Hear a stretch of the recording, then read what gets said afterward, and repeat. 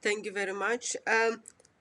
While we are in John 5 and while John 5 screaming out that Jesus is equal with God, I'll bring up verse 30 as well. It's very similar. By myself I can do nothing. I judge only as I hear, and my judgment is just. For I seek not to please myself, but him who has sent me.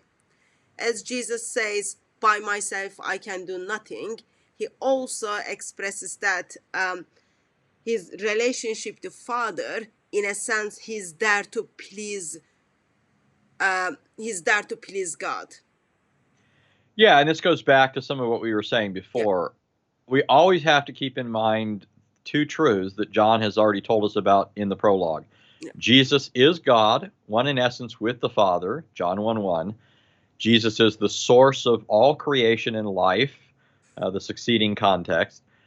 And that same Jesus became flesh. So Jesus is not only God, but a real human being. He condescended to become a human being, and he did so for us men and our salvation. And in discharging the work that was laid upon him as our incarnate Savior, Jesus necessarily submits himself to the will of the Father and does things to please the Father, and he's doing it for our sakes.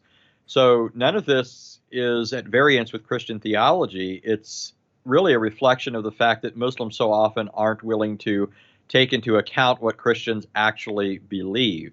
Right? They'll say they know that we believe Jesus is God incarnate, but then when trying to attack his deity, they'll pretend as if he's not incarnate, or as if he couldn't say anything consistent with the fact that he is a man or somebody who has become our mediator.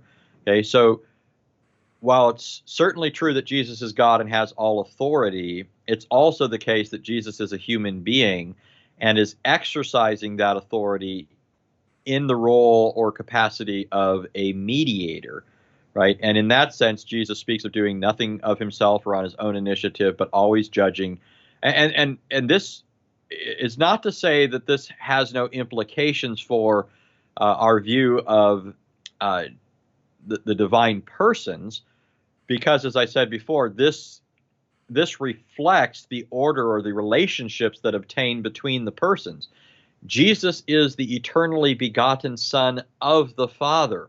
And so, although he is essentially one with his Father, bears his Father's nature, he always acts from the Father, right? Within the Godhead, there is a certain definite ordering of their relationships. I'm not talking about a temporal order, like there was once a father and then later a son. That doesn't make any sense. You can't have a father without having a son. Those terms are correlative, right? So the Father and the Son are eternal persons, and they relate to each other in an eternal way, but that relationship is expressed in language that we understand in terms of fatherhood and sonship.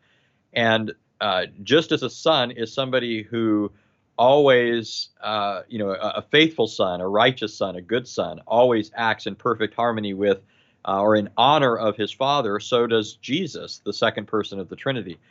And so there isn't any problem here from the perspective of Christian theology. Jesus is the second person of the Trinity, and he acts from the Father. And in becoming flesh and submitting to the will of the Father for us men in our redemption, he always exercises his authority in submission to the Father.